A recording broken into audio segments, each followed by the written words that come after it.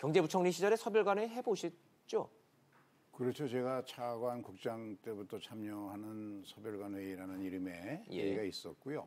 그것도 역시 똑같이 경제현안 조정회의였습니다. 예. 그러면 지금 제가 기본적인 질문부터 드리자면 언론에서 자꾸 서별관회의가 부활됐다라고 하는데 이 명제 자체가 맞습니까? 과거의 서별관회의에서 구조조정, 기업에 대한 구조조정에 대한 협의가 여러 가지 금융의 뱅크런을 막아야 되기 때문에 사전에 비밀을 지키면서 보안을 지키기 위한 그런 목적에서 운영을 하다 보니까 그거로 인한 인상들이 남아있는 것 같아요. 그런데 모든 경제 현안은 특히 정부의 재정정책과 금융정책 그리고 통화정책은 서로 잘 조율이 되고 집행이 돼야 되니까 오히려 이런 정책이 없는 게 이상하죠. 세계 뭐 어떤 나라나 다 이렇게 하고 있습니다. 비공식적으로 뭔가를 조율하고 의견을 합치고 하는 공식회의, 국무회의 말고 이 관련자들이 모여서 하는 회의는 당연히 필요한 건데 이름이 서별관회의 그랬더니 마치 국민들 인식에는 서별관회의에서는 뭔가 밀집 합의가 이루어지는 곳 이렇게 좀 인식이 돼 있는데 그건 아니다라는 말씀. 장하성, 김동연 뭐 의견이 서로 다르다 이런 얘기들이 갖고 나왔는데 그런 건 아주 가장 나쁜 거거든요. 그러니까 일체감, 경제정책이라는 것이 일체감이 있어야 되고 범정부적으로 청와대, 여당 또 정부 경제부처 모두 한 목소리로 일체감 있게 추진을 하게 만들려면 사전에 좀 조율을 할 필요가 있는 것이죠. 그런 점에서 저는 정확한 이름은 경제현안 조율회의가 맞는 것 같습니다. 경제현안 조율회의. 자, 이렇게 되면 이 이름만 봤을 때는 국민들이 그동안에 지난 1년 반 동안의 경제정책이 뭔가 좀 이렇게 부처별로 각자 따로 청와대 따로 기재부 따로 이렇게 좀 이런 혼선의 측면이 있었는데 일체감과 속도감 있게 추진해 내려면 이런 저런 회의가 반드시 있어야 된다는 거죠. 미국 금리 인상의 행간에 숨은 뜻 김진표 의원님은 어떻게 해석하고 계십니까? 우리가 지금 미국과의 금리 차이가 작년에 이미 0.75%를 경험했거든요. 그러다가 이제 한국은행이 지난달 말에 0.25로 올려서 0.5로 줄어들었는데 이번에 미국이 올리니까 다시 늘어난 셈이죠. 0.75로 다시 벌어졌습니다. 다시 벌어졌는데 방금 김경수 교수님 말씀하신 그런 측면의 우려. 그러니까 금리 차로 인하여 우리나라에 투자됐던 국제 자금이 빠져나갈 거냐는 문제가 이제 걱정인데 과거의 경험이나 이런 거로 미루어 보면 그렇게 큰 폭의 감소는 없을 거다라는 거는 저는 김영범 위원장님 말에 동의하고요. 의견에 동의하시는 거고. 그다음에 이제 우리가 고려해야 될 것은 우리 금리가 지나치게 낮으면 소위 금융의 불균형이 일어나서 가계부채가 늘어난다든지 또는 부동산 분야의 비생산적 투자가 늘어난다든지 이러면 이건 금리를 올려야 되거든요. 그런데 지난 하반기 정부의 부동산 대책 이후 대체로 가계부채는 줄어들고 있고 증가율이 줄어들고 있고 또 부동산도 시장이 안정되고 있기 때문에 저는 미국도 지금 파월이 굉장히 신중하게 금리 앞으로의 조정 시기나 이런 것들을 아주 스무스하게 가겠다는 얘기를 강조했지만 우리 한국은행도 너무 이 금리 차이에만 민감하지는 않으리라고 봅니다. 그래서 한국은행이 여러 가지를 고려하지만 최우선적으로 고려해야 할 것은 우리 경제가 지금 상당히 하방 압력을 강하게 받고 있는 그런 거기 때문에 이것을 중점적으로 고려할 거고 이런 걸 종합적으로 보기 때문에 큰 시장의 어떤 변동이나 이런 것들은 야기되지 않을 거다라고 생각합니다. 김진표 의원님, 제가 시간은 없지만 요 대목은 워낙 관심이 많으니까 한 번 더 여쭤보는데 아까 말씀 중에 우리 경제 상황이 그렇게 녹록지 않다라는 뉘앙스로 말씀을 좀 하셨어요. 이런 금리 격차 때문에 우리가 덜커덕 좀 따라 올라갈 수가 없는 상황이다라고 지금 저는 이해가 됐는데 꼭 부연 설명 좀 부탁드리겠습니다. 얼마나 심각하고 얼마나 이 진단을 어떻게 하고 계신다는 얘기입니까? 우리 경제는 우선 지난 20년간 길게 보면 IMF 외환위기 이후 지금까지 매 5년마다 평균적으로 성장률이 1%씩 떨어지는 장기 저성장의 늪에서 헤어나지 못해왔거든요.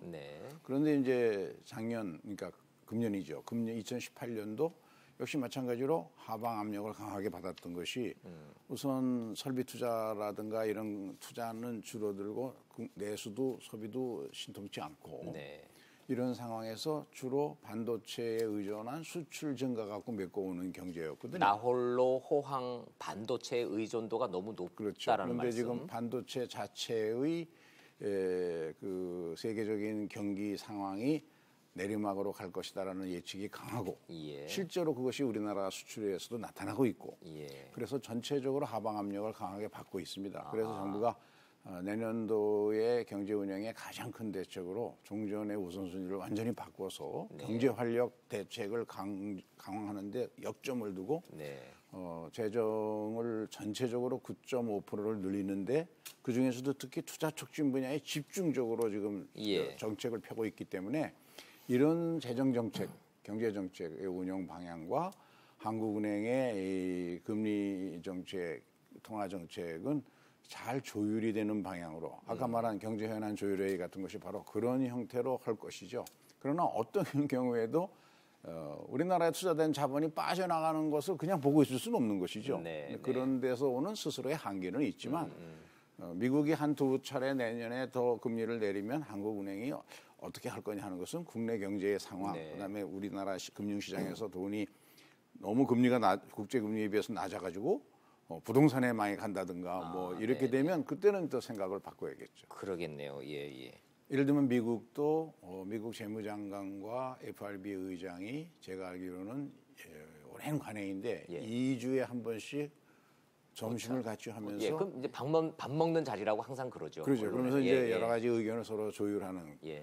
거고 우리도 그런 운영을 해왔습니다. 제가 경제부총리 할 때도 재경부 당시 재경부였는데 재경부 차관과 한은 부총재, 금융위원장 이런 분들이 함께 모여서 대개 한 달에 한두 번씩은 조율을 했죠. 그랬죠. 예, 예.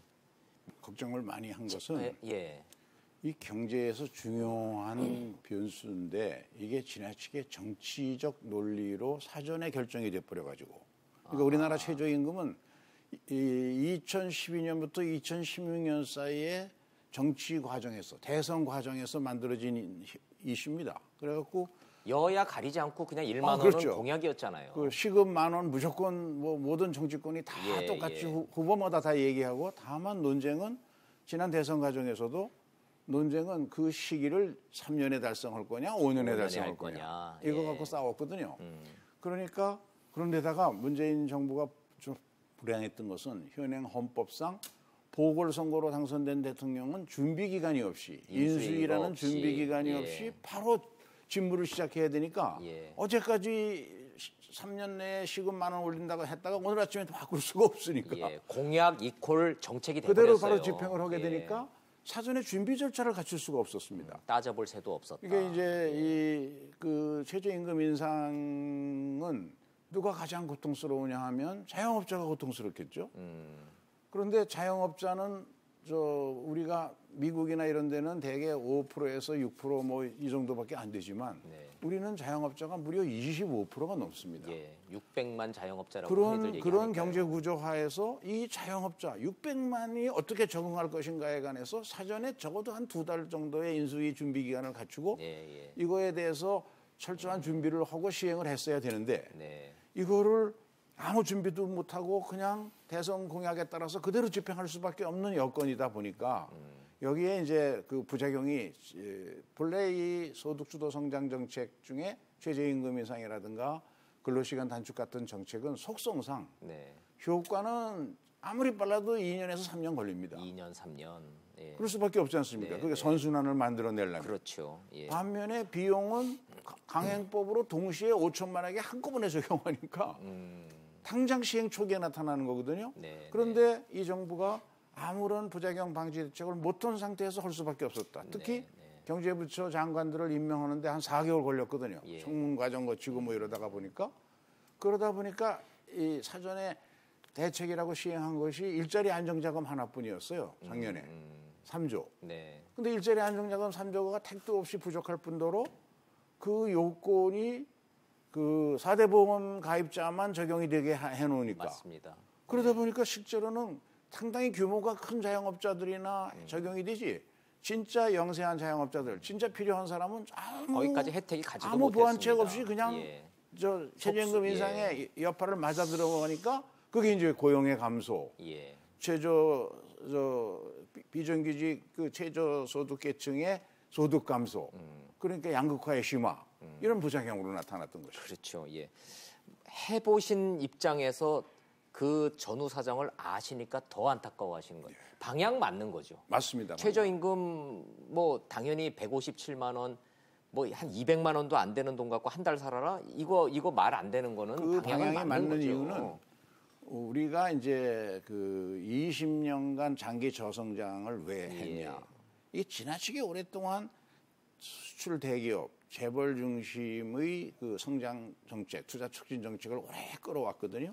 이게 우리 사회에 필요한 재벌들의 혁신 투자는 잘 안 일어나고 양극화만 심해졌거든요. 성장은 하는데 고용이 뒷받침 안 되는 고용 없는 성장만 그렇죠. 했고. 그러다 보니까 이제 그 과정에서 나타난 현상이 저임금 현상인데 우리가 생산성 면에서는 OECD의 12에서 한 15위 정도 된다고 보통 평가를 받는데 평균 임금은 27위에서 28위 정도 되니까 격차가 크네요. 이렇게 해가지고는 4차 산업혁명 시대에 세상이 바뀌어가지고 창의 융합형 그런 인재나 생산성 향상이 중요한 시기에 과연 되겠냐. 그러니까 근본적으로는 양극화를 완화하기 위해서도 또 지속 가능한 성장을 위해서도 이거는 필요한데 다만 정치적으로 이런 제도적 시스템 때문에 사전에 부작용 방지 대책을 제대로 못하고 한 것이 안타까운 것이죠. 안타깝다. 예.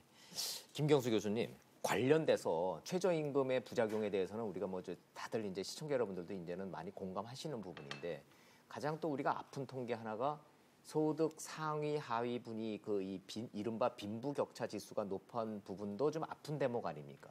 정부의 의지와 선의와 정책 방향과 달리 현실적으로 봤다는 잘 사는 분위는 한 8% 정도 소득이 더 늘었고 못 사는 계층은 오히려 더 그만큼 더 줄었고 소득 양극화 지수가 늘어났다 부분이 최저임금, 근로시간 단축 이런 그 부작용 대책 없는 정책 때문에 심화된 측면이 있다. 이 명제 동의하십니까 기본적으로? 최저임금이 양극화에 기여를 했다고 저는 생각합니다. 최저임금의 급격한 인상이 그거 자체가 양극화 지수를 심화시켰다. 네, 그렇습니다. 그거는 여러 가지 뒤에 보면 정황적 증거가 있었고요. 그거는 부인할 수 없는. 학계가 그 동안에 그 해외 사례나 이런 걸 통해서 그 부단하게 최저임금의 급격한 인상을 경고하는 그런 것 여러 가지 기고문이나 이런 등 통해서 나왔었습니다. 잠깐만요, 교수님. 지금 이제 설명을 듣다 보면 지금 저 표를 지금 보고 제가 질문을 드리는 건데 하위 20%가 마이너스 7%로 소득이 감소한 거는 최저임금으로 도와드리려고 정책을 시행을 했는데 오히려 그나마 받던 일자리도 잘렸으니까 하위가 줄은 거는 뭐 설명이 된다 치자고요. 반대로 상위 20%가 8.8%나 올라간 것은 최저임금하고 무슨 상관이 있을까요? 그거는 아마 그 최저임금과는 저거는 직접적인 상관을 아닌 거죠. 기대를 하기는 어렵죠. 상대적으로 그냥 올라갔을 뿐인가요? 상대적 격차가 더 늘어난 것이라고 저는 생각합니다. 그렇군요. 그건 뭘 보면 15세부터 19세 사이에 그 취업자가 1월부터 계속해서 작년 대비 감소를 했고요. 그러니까 이른바 고용 충격이 그 반증이다 이렇게. 네, 그리고 의원님 말씀하셨듯이 이제 최저임금이 크게 오르니까 자영업자가 힘들어지고 폐업을 하고 그리고 동시에 이제 그 해고당한 실업이 늘고 뭐 대학에서의 뭐 그 강사법이라든지 이렇게 당초 취지는 좋았으나 결국 시행 과정에서 이제 굉장히 무리한 일이 벌어지는 뭐 그런 거로 이해하시면 되겠습니다. 본질적으로 시간강사법 뭐 오늘의 주제와는 동떨어져 있지만 시간강사 처우 개선을 해주려고 법을 강화를 했더니 오히려 시간강사들이 대량 해고 지금 그 위험에 처했습니다. 그렇습니다. 같은 개념이라고 지금 생각이 좋습니다. 저소득층 증가는 또 노령화하고도 연결이 많이 됩니다. 저소득층이 결국은 비정규직, 저임금 비정규직 이런 사람들이 이제 최저임금 등과 연결해서 실업이 되니까 그것도 감소한 것도 있지만 저소득층으로 편입되는 사람들이 전부 고령층으로 가면서 그게 많이 편입이 되니까 그러네요. 그것도 또 우리 사회가 그런 점에서 재정을 통해서 노인 대책을 강력하게 추진해야 하는 이유도 하나가 거기 있죠. 우리가 왜 포용적 성장 정책을 수용해서 그것의 경제 수요면에서 보면 그게 최저임금 인상과 근로시간 단축이었거든요. 네.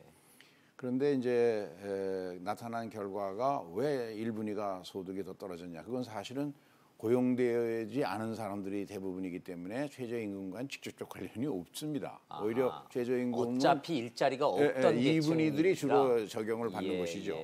그리고 실제로 통계를 보면 고용 근로자의 임금은 늘어났습니다. 그렇죠. 네, 그런데 문제는 역설적으로 보면 1분위들이 그 소득이 상대적으로 더 감소했다는 것 자체가 포용적 성장의 필요성. 그러니까 우리 복지 지출의 비중을 집중적으로 더 늘려야 된다는 걸 역설적으로 증명하고 있는 것이죠. 그러네요. 예, 말씀을 들어보니 이게 일자리와 최저임금과 직접적인 연관이 있다 없다를 떠나서 하위 20% 맨 밑에서 못 사는 분들은 어차피 고령층이고 일자리가 없는 분들이기 때문에 이들에 대한 복지 지출을 늘려야 된다라는 당위성과 포용 정책의 필요성은 더 커졌다라고 말씀을 하신. 그런데 이제 일부 자영업자 중에서 그러니까 가족 노동자들끼리 하던 영세 자영업자들이 이제 또는 고용을 소수하는 영세 자영업자들이 어려워지니까 이제 1순위로 추락하는 그래서 1순위자 숫자가 늘어나는 그런 효과는 좀 있었겠죠. 이게 정부의 재정 지출 복지 확대 좋다. 국민 입장에서 환영한다. 그러면은 하위 20% 순으로 좀 선별적으로 복지를 쏟아부어서 이분들을 도와주고 이분들이 다시 낭떠러지 위로 올라올 수 있도록 사다리를 놔줘야 되는데 현 정부의 이 복지 확대와 재정 지출이 너무 보편적으로 전 계층에 다 하다 보니 효과가 좀 덜 나는 거 아니냐. 요 질문이 좀 있습니다. 요건 좀 진단 좀 바꾸고 가야 되겠는데요. 먼저 말씀하셨으니까 한 바퀴 좀 돌겠습니다. 네. 예, 의원님. 이제 정부의 복지 정책 중에서도 역점은 역시 1분위 계층을 중점적인 대상으로 하고 있습니다. 노인에 대한 기초연금 제도를 확대한다든가 다 그렇죠.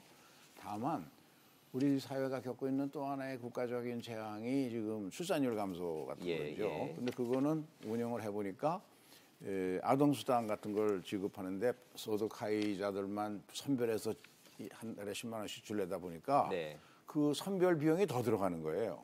그래서 그런 경우는 선별하는 데 들어가는 코스트가 더 들어가니까 이런 경우는 여러 가지 재정의 효율을 생각해 보면 전체에게 차라리 줄이는 게 낫겠다 하지만 원칙적으로 그런 문제가 없으면 집행에서 그런 문제가 없으면 재정이라는 게 한계가 있으니까 저소득계층을 중점적으로 지원하는 쪽으로 가야 되죠.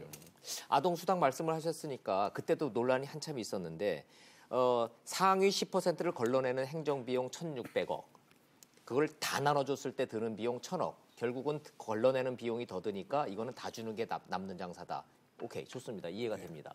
최저임금의 속도 문제는 한번 생각해 볼 필요가 있을 것 같아요. 이미 결정이 돼 있잖아요. 내년도 인상률이. 요 대목에서 이 질문만 확실하게. 내년도에 10.9% 또 오르지 않습니까? 네, 그래서 그것의 시행을 어떻게 할 거냐는 걸 지금 야당이 시행 시기를 좀 늦추자 하는 주장을 하고 있죠. 그 질문 드리는 겁니다. 그래서 그 문제는 저는 고려해 볼 가치가 있다고 생각합니다. 왜냐하면 사실은 2018년도 최저임금 인상률이 너무 높았거든요. 16.4%. 그건 정치적인 이유였죠. 그런데 아무 준비도 아까 말씀드린 대로 안 된 상태에서 올렸단 말이죠. 그런데 그 부작용을 방지하기 위한 대책들이 실제로 올 정기국회에서 통과됐는데 집행이 다 내년에 이루어집니다.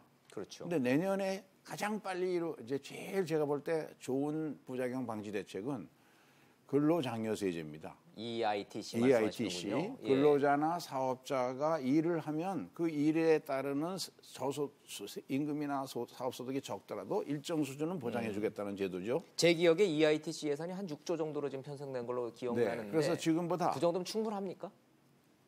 더 늘리기는 어려움이 있겠죠. 지금 현재 시행되는 것보다 3배나 늘렸으니까. 지원 대상도 3배, 지원 금액도 3배. 그러니까 더 이상 늘릴 수는 없습니다. 그런데 문제는 이것의 시행 시기가 가장 빨리 나타나는 게 내년 9월입니다. 그러면 보완 대책을 만들어 놓고 임금을 올라가게 해야지. 가뜩이나 지금 임금이 높아져서 문제가 있는데 보완 대책 중에서 실제 시행되는 것은 일자리 안정자금도 제대로 효과가 안 나타나고 있고 그다음에 지금 이제 카드 수수료 인하가 자영업자들에 대한 대책으로 네. 그것도 금년 말부터 이제 시행이 되죠. 그러니까 그 정도 가지고는 좀 약하다 이거죠. 그래서 EITC를 제가 여기 오면서 세제실 실무자들하고 의논을 했는데 그걸 좀 앞당겨서 조기 집행 가능한가요? 조기 집행할 수 있는 시스템을 만들어 봐라. 아마 연구하고 있답니다. 그래서 그것을 상반기 중에 앞당겨서 집행할 수 있도록 사전 조정제도, 사전 지급하고 나중에 사후 정산하는 시스템으로 바꿔줄 수 있어서 적어도 그거하고 맞춰서는 시행을 해야지. 부작용 방지 대책은 안 만들어 놓고 임금 부작용을 겪고 있는 게 확실한데 임금을 또 올린다는 거는 좀. 우리 원내대표가 이런 식의 표현을 했어요. 그 문제는 의제로서는 같이 논의해볼 가치가 있다고 생각한다. 이런 정도로. 그러니까 한번 논의를 해보고. 아니, 그래서 국민 여러분들이 민주당은 말은 그렇게 하셔도 이 확정된 거는 시행하자라는 당론이구나라고 이해하고 있기 때문에 제가 질문을 드리는 거예요. 저는 조금 그러니까 둘 중에 하나다 이거죠. 보완 대책을 앞당겨 실시하도록 하든가 아니면 늦추거나 적어도 한 1, 4분기라도 늦출 필요가 있다. 그렇군요. 아까 말씀드린 것처럼 우리 경제는 20년간 장기 저성장의 늪에서 헤어나지 못했거든요. 우리 지금 경제 활동을 주도적으로 하고 있는 사람들은 우리 경제는 굉장히 고속성장하는 경제다. 이런 고정관념을 가지고 살았는데 이렇게 계속 떨어지니까 자신감을 경제 주체들이 잃고 있어요. 그래서 저는 지금 문재인 정부에서 해야 할 일은 새로운 성장 동력을 만들어줘야 된다. 근데 성장 동력으로 지금 올해 예산에서 경제활력 회복 대책으로 방금 김영범 위원장이 말씀하신 예를 들면 연기된 대규모 프로젝트, 가령 반도체 클러스터를 만들어준다든가 또 여러 가지 그 투자 촉진 정책으로 6조 플러스 알파 정도를 단기적으로 지금 걸려 있는 거 빨리 풀어서 해준다는 것이고 민간 투자 육성을 또 6조 그리고 금융위원회에서 또 16조든가 발표 자료를 보니까 민간의 투자를 육성하기 위한 펀드를 만들어 가지고 지원하는 이런 투자 촉진 정책을 하고 있어요. 그 다음에 이제 가장 중요한 것은 우리 경제의 새로운 성장 동력으로서 주체를 만들어줘야 되는데 저는 그것은 기술 혁신형 중소 벤처를 어떻게 육성할 거냐 하는 문제라고 생각합니다. 우리 경제에 돌이켜 보면 1970년대에 그 수출 벤처, 2000년대 IT 벤처가 그때도 경제가 어려움이 있었지만 그 벤처 열풍을 통해서 외환위기도 극복하고 여러 가지 에너지 위기도 극복하고 이런 그 경제 활력 회복에 결정적인 역할을 했거든요. 뭔가 돌아가는 엔진의 역할을 했다는 그렇습니다. 말씀이시죠. 그런데 이번에 제가 기대를 크게 거는 것은 우리 김영범 위원장이 큰 역할을 하신 거로 알고 있는데 이번에 그 기술혁신형 중소벤처 창업을 위한 예산을 정책을 아주 대규모로 발표를 했습니다. 그러니까 스타트업을 확산시키는 거. 또 그것을 이미 스타트업이 지금 작년에 많이 나왔는데 그것을 더 규모를 크게 해서 스케일업 하는 거. 그다음에 그런 분야에 투자했던 사람들이 이그짓으로 투자 자본을 빨리 회수할 수 있는 다양한 형태의 모험 자본 시장을 만들어주는 거. 이것이 종합적으로 추진되고 있기 때문에 이것만 잘 가동되면 저는 우리 사회의 70년대 그리고 2000년대에 경험했던 기술혁신형 중소벤처 창업 열풍을 만들 수 있다고 확신합니다. 그러면 이제 그 심리적인 문제는 극복이 되는 것이죠. 아니 두 분의 말씀을 들어보니까 우리는 할 수 있다라는 이 국민들의 그 열망을 이런 두 분들이 자꾸 이런 말씀을 해주셔서 그래 자꾸 비관적으로만 생각하지 말고 좀 잘할 수 있다라는 좀 이 자신감을 좀 불어넣었으면 좋겠다. 시청자 여러분들 굉장히 공감하실 것 같아요. 좀 보태고 싶은 이야기가요. 지금 이제 금년도 예산에 소위 빅 이노베이션이라 그래가지고 스마트 공장이라든가 미래차, 핀테크, 바이오 헬스 등 4대 신산업을 집중 지원하겠다는 것이 정책으로 발표가 됐더라고요.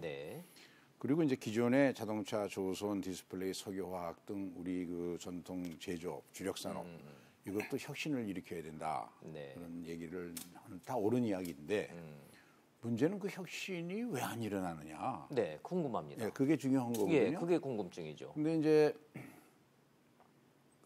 저는 그 혁신은 대규모 투자하는 데서 나오기는 어렵다고 생각합니다. 그러니까 과거 경제개발 5개년 개념 같은 뭐 어떤 중공업 이래서 뭐 거기에 정부가 막 그렇죠. 대규모로 투자하고 이유는 우리의 전반적인 지금 기술 수준이 제조업의 거의 모든 분야에서 이미 80년대 후반부터 우리는 세계의 상위권에 수렴돼 있거든요. 네. 더 이상 베낄 게 없습니다. 세상에 없는 새로운 창의적인 걸 우리 독자적으로 만들어내야지 이제는 기업들과 경쟁을 해서 이겨야 되는데 그런 여건에서는 과거와 같이 대규모 대량 투자를 해가지고 뭘 일으킨다는 게 있을 수 없습니다. 그건 세상에 없는 새로운 제품이나 서비스를 만들어낸다는 것은 성공 가능성이 극히 떨어지거든요. 예. 10%대로 낮은 거죠. 과거 우리가 좀 그 대규모 투자를 과감하게 할 수 있었던 것은 주로 성장의 패러다임이 선진국이 다 해본 것 중에 성공한 걸 그대로 베끼는 거니까 예. 성공 확률이 90% 이상 되니까 그런 대규모 투자가 가능했지만 80년대 이후 90년대에 들어서는 그런 투자가 어렵습니다. 그러네요. 그런데 우리 경제에 지금 말씀하신 대로 혁신이 필요하거든요. 그럼 혁신은 어떻게 만들 것인가? 이것은 기술 혁신형 중소벤처를 대기업에서도 제조업과 관련된 접목된 서비스라든가 다른 융합된 영역에서 새로운 혁신이 작게라도 자꾸 일어나게 만들어야 하고 그다음에 아까 말씀드린 스마트 공장 이런 분야에서 그런 것도 일어나야 되거든요. 네. 이걸 할 수 있는 게 뭐냐? 이럴 가능성이 있느냐? 저는 있다고 생각합니다. 우리 국민들의 우리 젊은이들의 뛰어난 그 적응력과 뛰어난 창의력이 있습니다.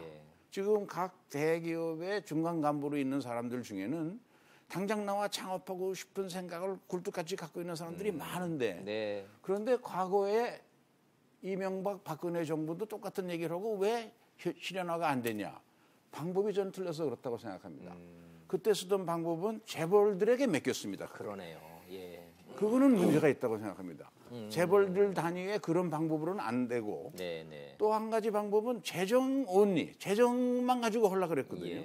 그래서 모태펀드 재정에서 만들어서 공무원이 이런 벤처를 육성하는 것은 아무래도 논아주기식이 되니까 그리고 벤처라는 것이 한 번 지원해 준다고 사는 게 아니라 반드시 창업하고 2년에서 5년 사이에 오는 그 죽음의 계곡을 넘어가는 다양한 형태의 모험 자본이 금융권에서 만들어져야 되거든요. 그래서 이제 해야 할 일은 금융의 혁신이 중요하다. 우리 금융이 너무 오랫동안 지나치게 안정 위주로 담보 잡고 융자해 주는 거 위주로 하는 이 풍토 하에서 중소벤처에 대한 자금 지원하는 걸 제가 분석해 보니까 융자가 98.8%고 투자는 1.2%밖에 안 돼요. 미국은 투자가 60%가 넘습니다.